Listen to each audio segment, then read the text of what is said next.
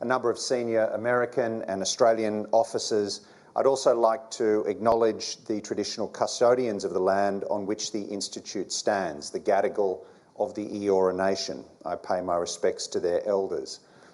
Ladies and gentlemen, after the Second World War, the US military divided the world up into a series of combatant commands, and the largest of these commands, and the most important from Australia's point of view, based at Camp H.M. Smith in Honolulu, is US Indo-Pacific Command, or Indo-PACOM, as it's known in the business. And we're privileged today to hear from Indo-PACOM's commander, Admiral Aquilino.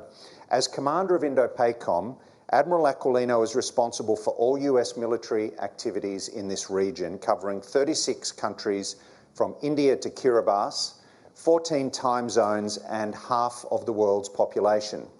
He has some 375,000 service members under his command. He's Washington's point man in the region, helping to manage not just key relationships with America's allies and friends, but also its relations with China. His remit includes some of the world's flashpoints, from the Taiwan Strait to the South China Sea to the DMZ. The Admiral has a lot on his plate. And from now on, Chris, whenever my job is feeling big to me, I'm going to remind myself of the dimensions of your job. So Indo-PACOM is one of the most consequential command positions in the world. And it's a command position that historically has been important for Australia because of our alliance relationship with the United States. Of course, we're an island nation surrounded by a vast moat formed by the Southern Pacific and Indian Oceans. And given that geography, we might have been an isolationist country. But in fact, we have never sought to remain aloof from world affairs. We have always seen ourselves as a country with global interests, and we've always maintained a significant connection with the leading naval power of the day, first the United Kingdom and then the United States. Our alliance with the United States has only become more important in recent years with the resurrection of the Quad and the establishment of AUKUS. So for all these reasons, Admiral, it's a great privilege to have you here with us this evening, the third Indo-PACOM commander that I've been lucky enough to host at Bligh Street. Ladies and gentlemen, Admiral Aquilino graduated from the US Naval Academy in Annapolis in 1984, and he earned his wings as a naval aviator in 1986. He's a graduate of the Navy Fighter Weapons School, which might be more familiar to you as Top Gun. He's been deployed on operations in Europe, Afghanistan, and Iraq, and served as commander of Carrier Strike Group 2 aboard USS George H.W. Bush. He served in a number of important staff roles. In 2018, he was appointed commander of the US Pacific Fleet, and in April 2021, he was appointed Indo-PACOM commander. He is also currently the US Navy's old goat, which means he is the longest-serving graduate of the US Naval Academy on active duty. I don't know whether he would appreciate me mentioning that item on his CV, but I believe it's true. Admiral Aquilino, thank you for visiting the Lowy Institute. Please join me on stage.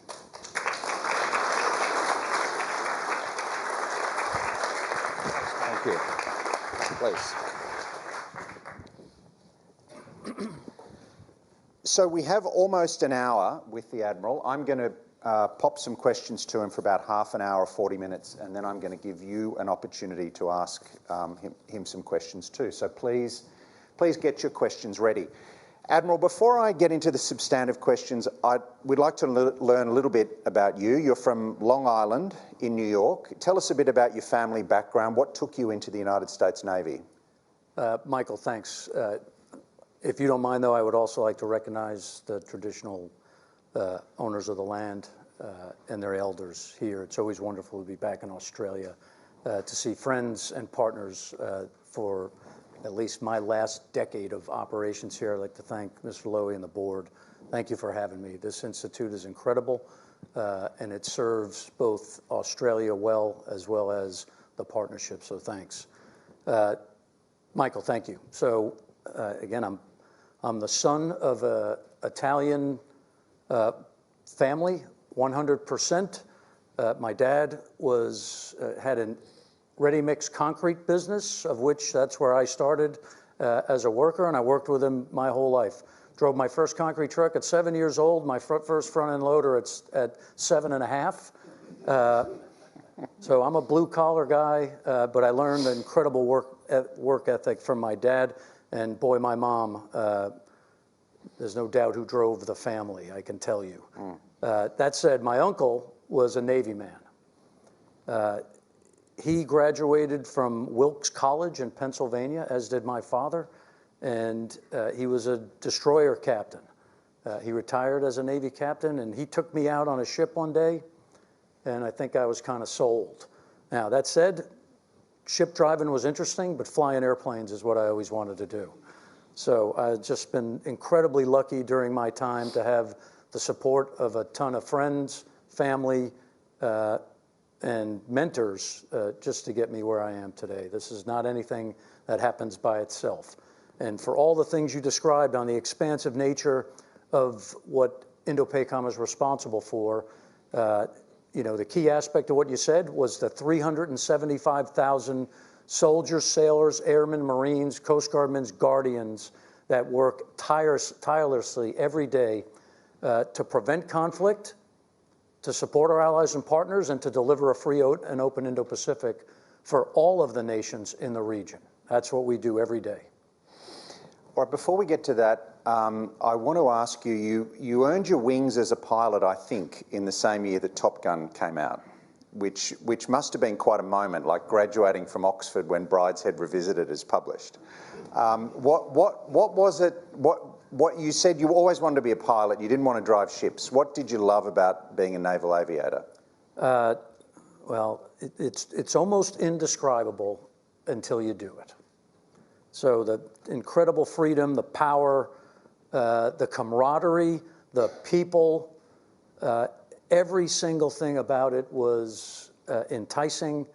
And I just always categorize it this way. You know, these are 600-knot people in a 600-knot world. And operating at that pace and speed is what's needed to be successful and survive in this day and age. All right, you mentioned the most important thing you do is to command and to look after and to serve alongside all these amazing service members. But tell us a bit more about just the dimensions of your job, because it's such an interesting job. You're commanding the military, but you're playing almost a political role. You're traveling around the region, you're moving constantly. Tell us about a day in the life of the Indo-PACOM commander. Well, again, a day in the life of an Indo-PACOM commander.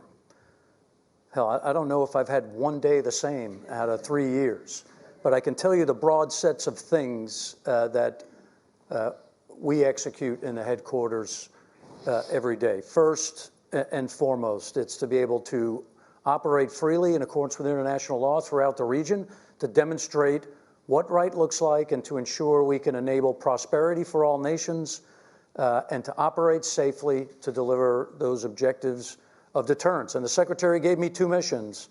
Well, he gave me a lot of missions. I usually focus on the main 2. Number 1 is to prevent conflict in this region. And number 2 is, if I fail at mission 1, to be prepared to fight and win. And those are not separate missions. The ability to be able to be prepared to fight and win is the strength that delivers the deterrence needed to prevent the conflict. So number 1 is to make sure we're executing that role. Number 2 is to integrate and synchronize with our allies and partners, because we are stronger together. All right, despite 375,000 people or whatever the number is, the strength of what happens in this region is all of our alliances, our friendships, and our partnerships with the entire region, whether that be militarily or economically. Those capabilities dwarf any competitor. And each and every day, any potential adversary needs to see that this globalized world and the linkage of the like-minded nations is a problem that they will have should there be actions unilaterally to take action detrimental to the rest of the nations in the United States and the region. So I spend a lot of time either on the phone, on email, or in the airplane out to visit my partners. We are on text together, right? This is number one, I'm an analog guy in a digital world, but I know how to send text. And all of the chiefs of defense are on my speed dial, and they're on mine. So the coordination, the collaboration, the conversations, the linkages are critically important. And not always about the warfighting aspect. This region is prone to disasters. Last week alone, I sent 3 notes to my partners and said, hey, how you doing? You need any help? Whether it be the earthquake that occurred south of Okinawa and northeast of Taiwan, whether it be, similar type actions. There were fires in the Philippines during our last exercise that we helped support. Mission 1 there is to, hey, if somebody needs help, shoot me a note and we're coming. We're here to save lives. We're here to help you protect your citizens. And so that's in the job jar. Third, managing and synchronizing with the secretary who's my boss and ensuring that I'm aligned and carrying out his direction in order to meet the United States National Defense Strategy. So those are kind of what I would say are the 3 big bins, and all of them happen every day, sometimes multiple times. All right. Let's talk about, you mentioned the special source for the United States in the region in a way is your partnerships and your alliances. Let me take you through some of those alliances, because we have certainly observed that in the last few years, Washington has consolidated its alliances with a number of allies in the region, whether it's AUKUS or bringing Japan and South Korea together. We know that Prime Minister Kishida is probably about to arrive in Washington for an important bilateral visit. So tell us a bit about Japan. There's been significant expansion of the self-defense force in recent years. How important is that? And what sort of announcements do you expect from Washington in terms of the bilateral relationship between US and Japan? Well, I'm going to leave the announcements to President Biden as a part of that state visit for what he might decide to coordinate and synchronize with Prime Minister Kishida. But to your original point, though, while it's clearly in the United States National Defense Strategy to be able to strengthen and pull together allies and partners, it's also critically important for all the nations in the region. And I'll give you this example. I talked about getting together with the chiefs of defense, and we do that every year, once a year in person. And then we get together 2 or 3 times a year virtually so that we can stay connected, we can understand what problems each other are facing, and we can figure out where we can be helpful for each other.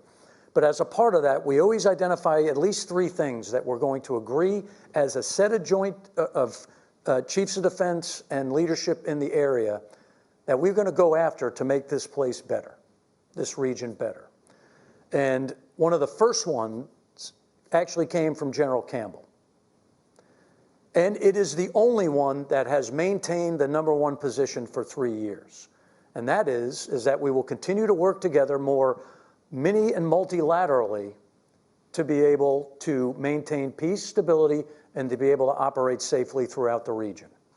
That's a commitment from all of the nation's leaderships because it's the #1 most important thing. So based on the fact that it is important to all, we have expanded, as you articulated, Michael, a lot of the engagements and interactions. I'll just give you some examples. Talisman Sabre previously was a bilateral United States, Australian high-end exercise that we did every other year. Well, I think there's 12 or 14 nations competing, or now participating, not competing, but participating. Balikatan with the Philippines, previously bilateral with the United States and the Philippines, now multilateral, operating at the high end. Cobra Gold with Thailand, the same. Trilaterally with the Republic of Korea, Japan, and the United States, we operate and we exercise persistently. You mentioned AUKUS. The Quad nations get together. While the Quad is not a military agreement, it is an economic diplomatic agreement, but the Quad nations operate together in Malabar and other events around the globe.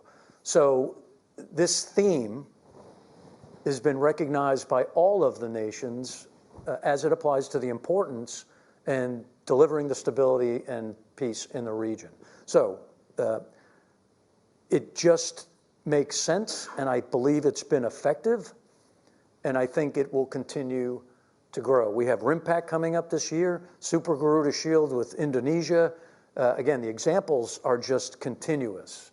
But it is a strength for all of the like-minded nations to be able to come together. All right, so on Japan, how would you characterize Japan's strategic posture, changes in the SDF in recent years? How important are they? Well, I think Japan is only one example of what you've seen in the region as it applies to the strengthening of military capability. I would love to think that's because of my charming personality, but I'm a realist, and it's not, right? This is about the threat. So the threats that exist in this region for Indo-PACOM and the rest of the nations, as identified in my national defense strategy, certainly is the PRC, goes without saying, but also 1,700 miles of Russian coastline, and based on the Russians' illegal, illegitimate invasion of Ukraine, that's a problem in this theater as well. Third is the DPRK and the increased UN Security Council resolution violations in the forms of long-range missile activity, the movement forward of their nuclear capability. All those things are concerning for the region. And if that's not enough, violent extremism is still around, and it's in this theater. The Philippines, in the southern Philippines, they have a real problem that my partner is going after there as well. So with that lineup, 4 of the 5 threats identified in the United States National Security Strategy are in this theater. And when you talk about what's happened over the last year with regard to the synchronization of some of those nations, right? The no limits relationship between the PRC and Russia, that's a problem we haven't had before. Russian and DPRK cooperation, sharing weapons and breaking sanctions and supporting that economy, that's a problem. And not because they're supporting the economy, but because the support, financial support to the DPRK is going to increase missile development and weapons development, not to feed the people in the DPRK. So those sets of cooperation and the linkages are really a new world and a concern for me. All right, what about, talk to us a bit about the Philippines, if you will. I want to come back to China and Russia, but I just want to stay on the allies for a bit. We hosted, as you know, we hosted President Marcos in Melbourne last month, and he made the point that the Philippines was on the front line of international efforts to preserve, defend, and uphold the rules-based international order that you mentioned. What have been your impressions about how the Philippines' approach to the questions of sovereignty have changed under President Marcos? I think what I see here is a real, first, the leadership of President Marcos as it applied to the challenges and the dangers that are being placed on his force by the PRC. I commend the actions he's taken, as well as my counterparts and the entire national security apparatus in the Philippines. Right? Number one, exposing the bad behavior that is a unilateral action by a strong nation to impress their will and goals on another nation in the region. If you were to think about that, it sounds a little like Russia and Ukraine. So it is incredibly, I'm very, very concerned about the direction it's going. The last 2 resupplies, there were 6 Coast Guard men on the Philippine resupply vessels that were injured. And You're the talking illegal about resupplying Sierra Madre on the 2nd Thomas Shoal, yep.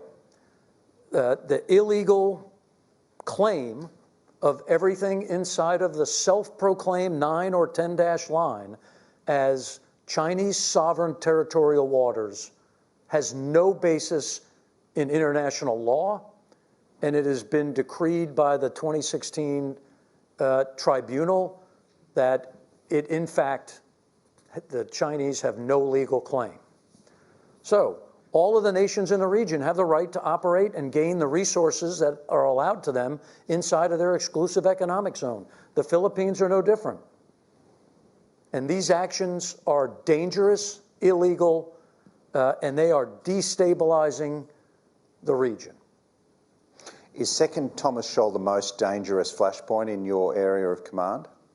Yeah, I'm very concerned about what's happening at Second Thomas Shoal, and because that's self-explanatory. We have actions, physical actions from the PRC, as you've seen on the video, of 2 Coast Guard ships and what they call a fishing vessel, but is actually a part of the military militia controlled by the CCP, to prevent the resupply of those forces on the Sierra Madre. And like I said, 6 sailors hurt. So what's next, and how far are they willing to go in that area? And that's the one that's most exposed and seen. But those actions are similar around the rest of the region. The Japanese have a problem with Chinese aggressive behavior in the vicinity of the Senkaku Islands. Malaysia has issues at Laconia Shoals. Indonesia has issues at Natuna Island, and the Vietnamese have a broad set of concerns. And lastly, we see the same behavior on the Indian border. So this is not isolated. This is about the PRC trying to gain territorial space unilaterally through force. All right, let me ask you to talk a bit more about, as a military commander, about China's strategic posture in the region at the moment, because politically, of course, the relationship between Australia and China after a very difficult period has warmed up, and that period of sort of attempted economic coercion has come to an end. We've had visits by the foreign minister. The Chinese premier is due to come later this year. It's been reported, I think, that the PLA Air Force has toned down some of its risky and coercive interceptions. I don't know if you agree with that since last year. But of course, it was earlier this year that a Chinese warship endangered Australian divers on board HMAS Toowoomba. So you are painting a picture of consistency, in a way, in Chinese behaviour. Is that true? How would you characterise it? Is it aggressive? Is it forward-leaning? How would you describe it? Yeah, it certainly has been aggressive, and you've named many of the examples. I do see a bit of optimism. So since President Biden spoke with President Xi, we, other than Toowoomba, which happened, I think, the day after, but not one dangerous intercept or concerning maritime interaction since that point. That is an incredibly positive, movement in the relationship. And number one, we have to keep that. I am concerned about increased aggressive action and the potential for an accident. That would put everything in a different place than we are today. So I'm encouraged by that. But I'm concerned that that is a tool in the toolkit of the PRC for when they are unhappy and when they are not achieving their strategic objectives. The stabilization of the relationship, I think, as you articulated, we have both seen it. That is desirable for all the nations in the region, for that to be stabilized. But let's not lose sight on to why. The to be able to re-energize the Chinese economy is the #1 priority. And for them to take that on and to focus there, the stabilization of the military sphere is a requirement. So I'm concerned that it's temporary. I am hopeful that it will continue, but I do believe it is a tool that will be used again at the time and place of their choosing. All right, let me ask you about the Korean Peninsula. You've got, I think, about 20,000 personnel deployed in ROK. We saw recently that Kim Jong-un say that unification is no longer possible and that the South is the primary enemy of the North. What does that tell us about the Kim family regime's long-term intentions towards South Korea? I'm not sure. So the United States maintains a minimum of 28,500 forces to be able to manage and to support the Republic of Korea and to deliver on our commitment towards peace and stability for the Republic of Korea and be prepared if there were actions. You know, as I look at what Kim Jong-un is interested in, number one, he's interested in staying in power, the number one priority. We've seen a lot of rhetoric over the years. We've seen that rhetoric in a variety of different ways. General Paul LaCamera is the unified commander at U.S. Forces Korea, and he manages this with his Republic of Korea counterparts every day. The strength of the United States forces on Korea, the Republic of Korea military forces, the synchronization, the ability to be ready to fight tonight if needed, that's a pretty powerful deterrent. And again, I do believe Kim Jong-un is rational, and he understands he can't win against that force. And that's the deterrence that makes sense. What about Taiwan, which has sort of been overshadowed a bit by Second Thomas Shoal recently? There's often discussion about a PLA Navy blockade of the island in the event of a conflict. Does the Chinese Navy have the capacity to do that? Would that be considered an act of war by the United States? Michael, that's going to be a policy discussion, and I'm not a policy maker. What I will say is I am concerned about the actions that I've seen. It's critically important to note that the United States policy as it applies to Taiwan has not changed. That has been told to President Xi by President Biden. It's been told by Secretary of Defense Austin to his counterpart previously. It's been told by me in every public event that I have done.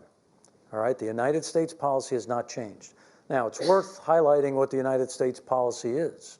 And the United States believes in a peaceful resolution of this issue to the satisfaction of people on both sides of the straits, free of coercion. And what I'm watching at this point is increased coercion, which is why I'm concerned. The United States does not seek an independent Taiwan. We are not executing any provocations. So, again, I say it every place I go, so that there should be no room for interpretation any other way.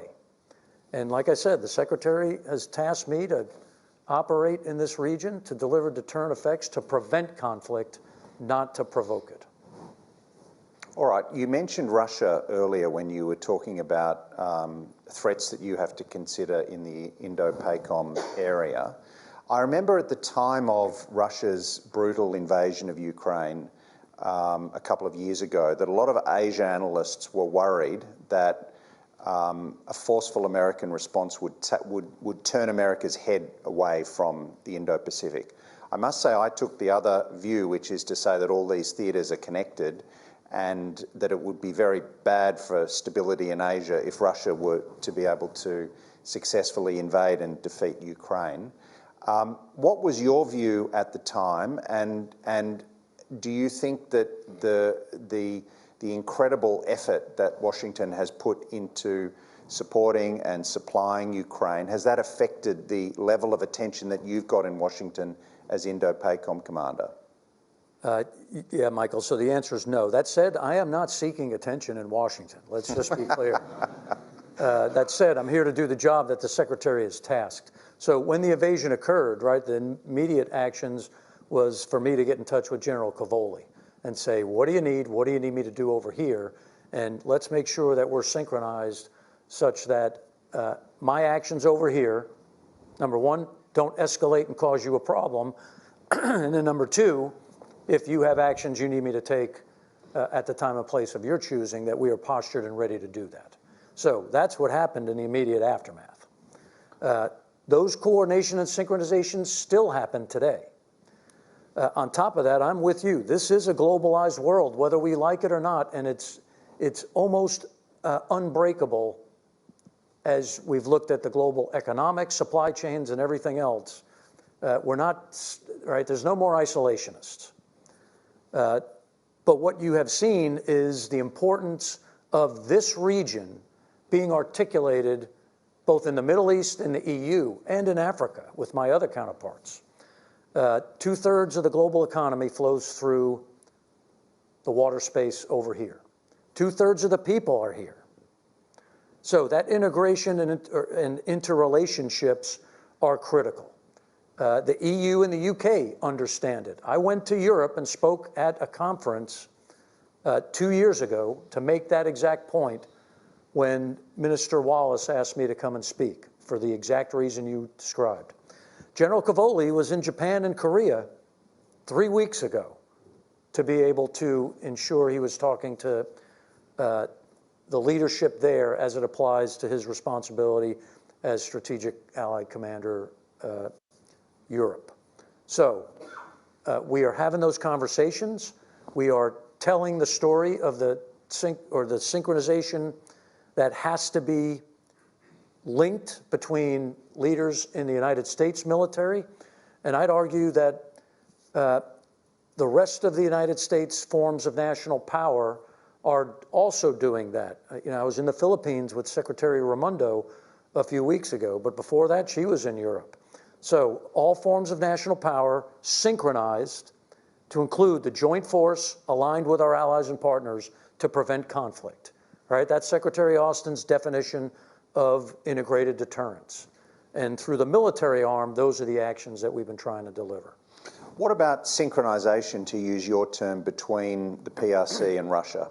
So over the weekend, it was widely reported that Secretary Blinken had briefed US allies in Europe that China was stepping up its support for Moscow in its war with Ukraine, including by providing geospatial intelligence for Russian forces.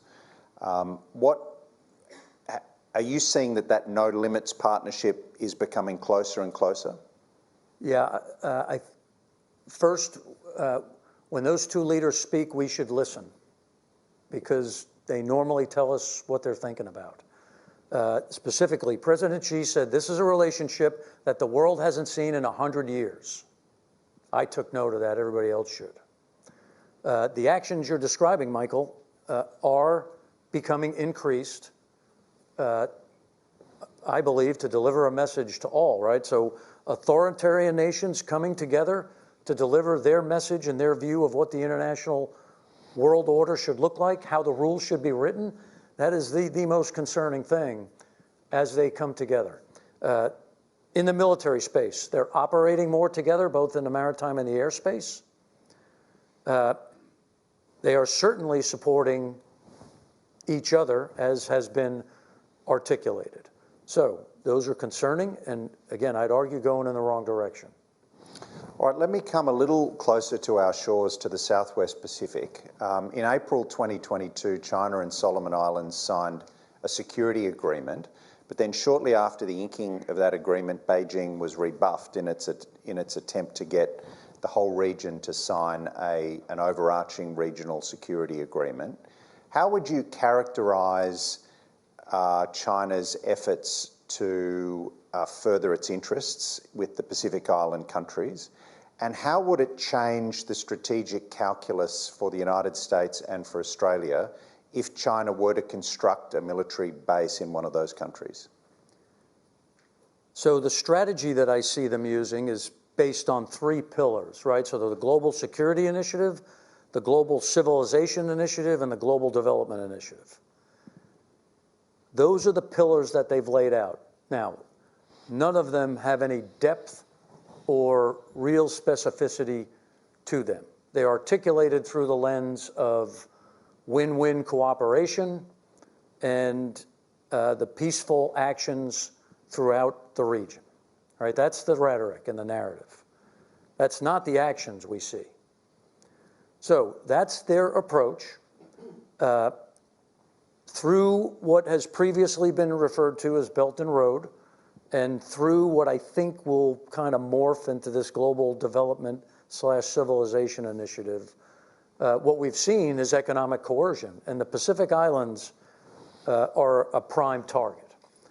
I want to thank General Campbell and Air Marshal Short from New Zealand, my counterparts here. General Campbell's leadership, specifically in the Pacific Islands, has been incredible, and he has been a counsel and a guidance for me as we work to the delivery of support from our nations.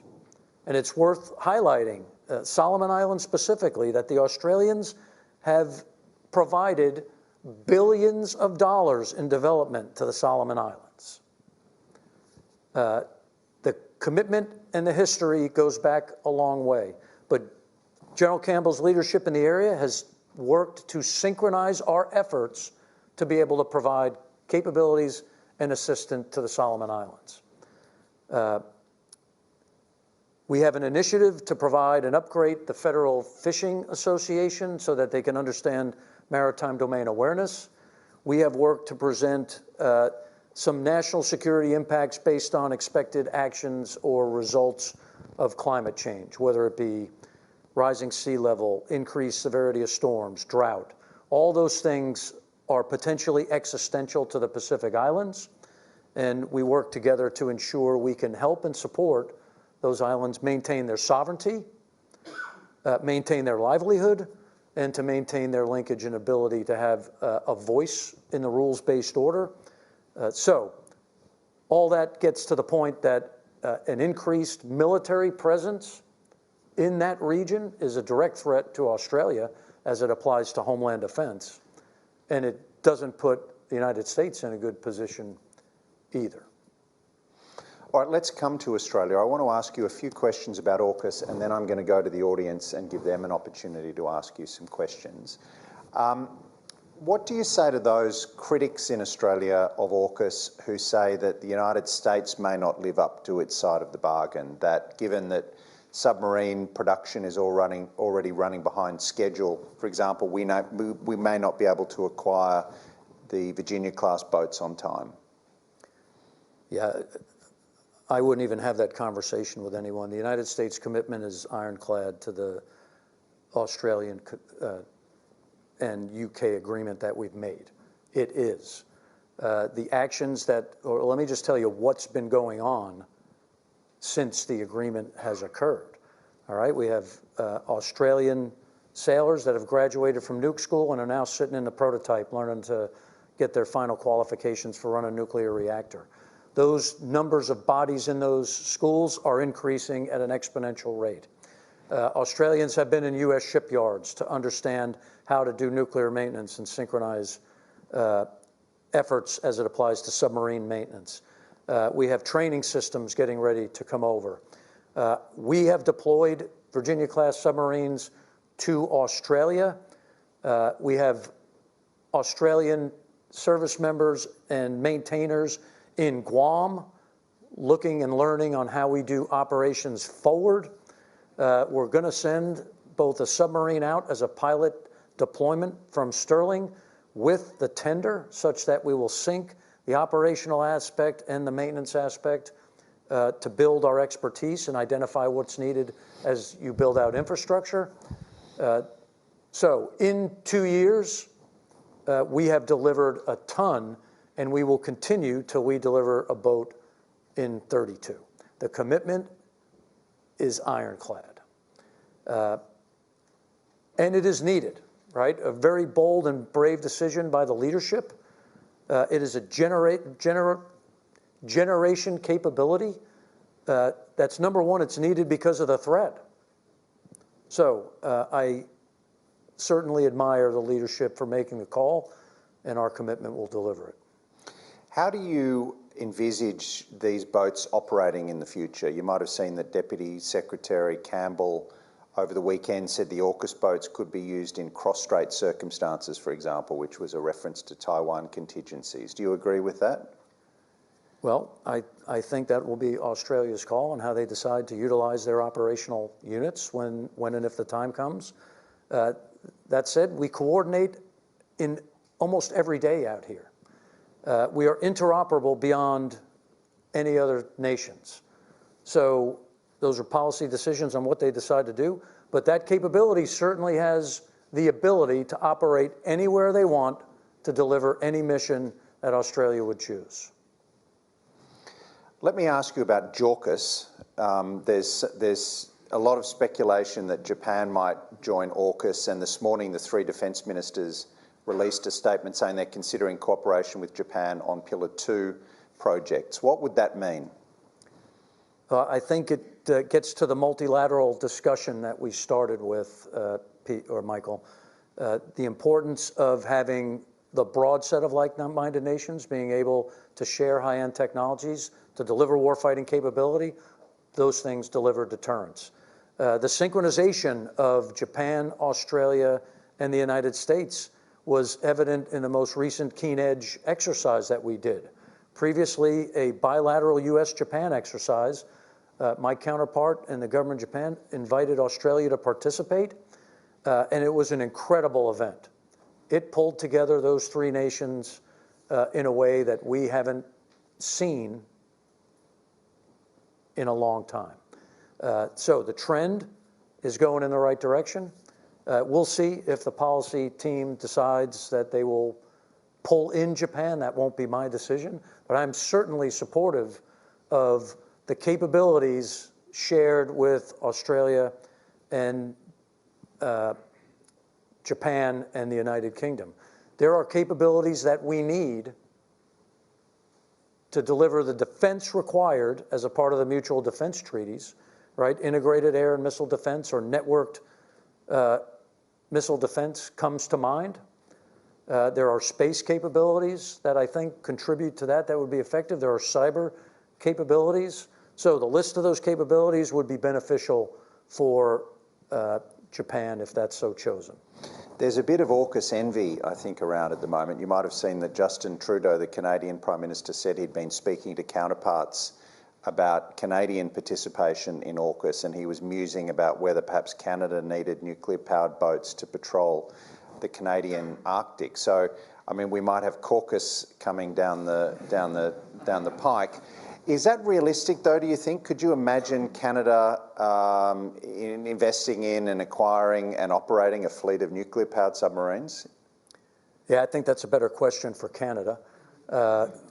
What I would say is, you know, as the threat keeps delivering more concern to the rest of the nations, I think every nation out there is looking at what are those capabilities they need to, number one, defend their nation, and then number two, how to best do it tied to allies and partners. So, again, you have to save that. No comment on AUKUS. You got to save that for General Wayne Eyre and for the Canadian leadership, as well as the policymakers in the United States. Okay, I'm going to, please put up your hand if you'd like to put a question to the Admiral. I'm going to sneak one in that we've received online from someone you probably know, Dimitri Sevastopoulou from the FT. And Dimitri asks, what about Second Thomas Shoal? What more can the US do to increase deterrence in that area?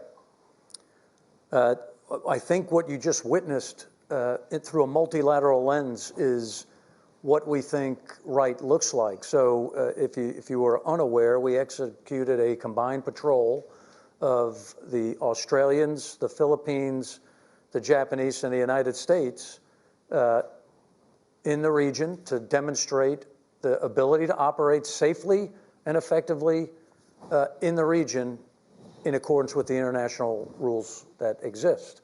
So the rule of law is important. I think those types of events and things are exactly what we need to do to demonstrate that strength amongst the like-minded allies and partners, and that we will continue to operate anywhere international law allows. All right, yes, this gentleman had his hand up first. If you could just wait for a microphone, if you could tell us your name, and if you could ask a short question to the Admiral, please. Thank you, Admiral. Tim Call, Navy retired. The question of military bases in Chinese military bases in Solomon Islands and other islands, could they be rather Coast Guard, China Coast Guard bases, so that China Coast Guard, which is the largest in the world, could deploy their Coast Guard ships to the region, the close-in region, and operate in a quasi-constabulary situation rather than grey PLAN hulls? Yeah, that's exactly the model we see, right? The articulation of the PRC is that everything inside the 9-dash line is Chinese sovereign territory, and they are using their Coast Guard to enforce what they believe is their coast. So they're absolutely linked. That said, there's no separation between whether it be the military militia in the form of fishing vessels, the Chinese Coast Guard, or their gray hulls. They are all commanded and controlled by the military. All right, who else would like to ask a question? Yes, madam.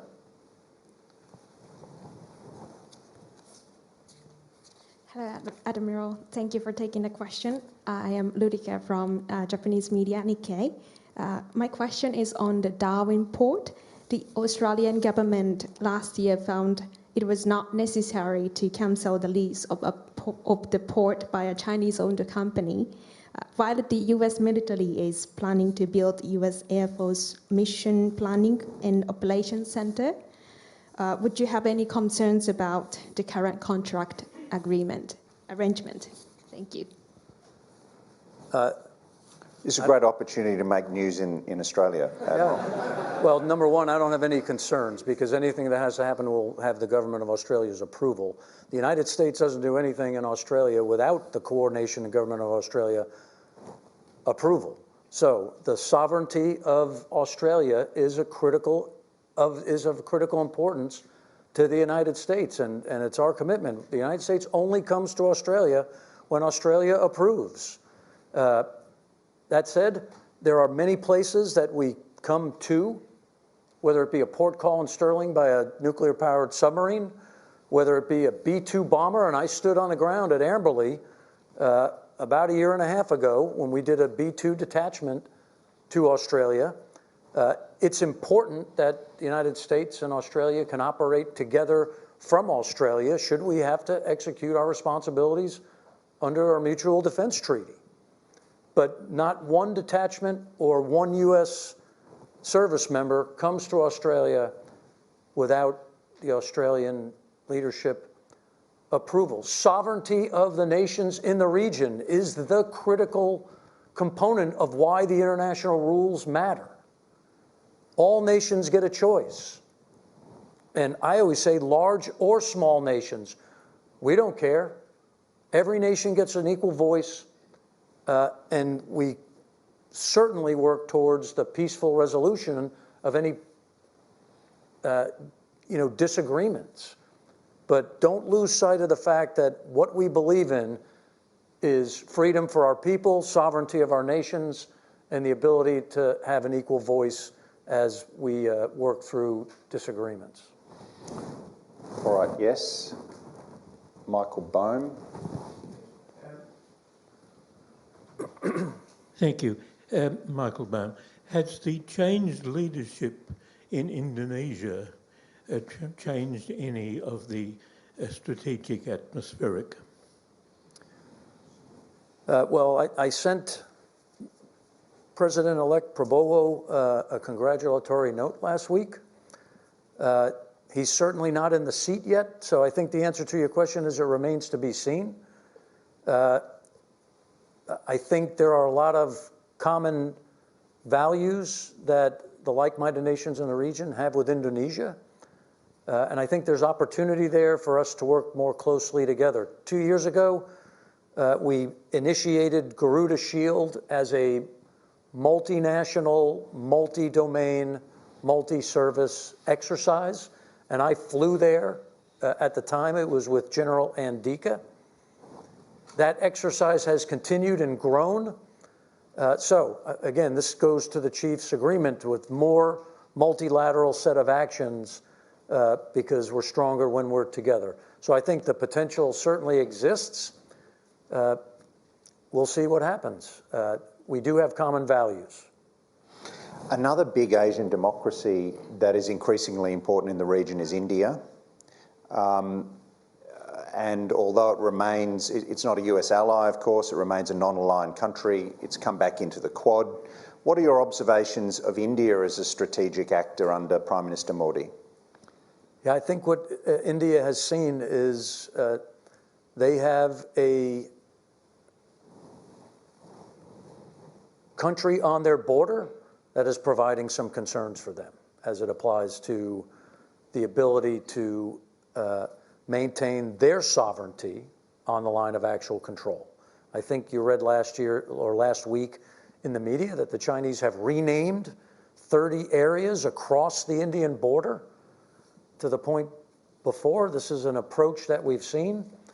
We're going to rename and claim it, and then at some point in the future, we'll dictate it as history. Revisionist history, but history nonetheless.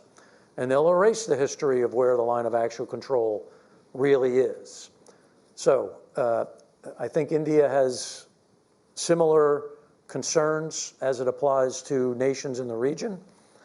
And they are continuing to work more with the allies and partners. I mentioned Malabar before. That exercise has also been increased, and we'll continue to work together. I think we have to take a long view.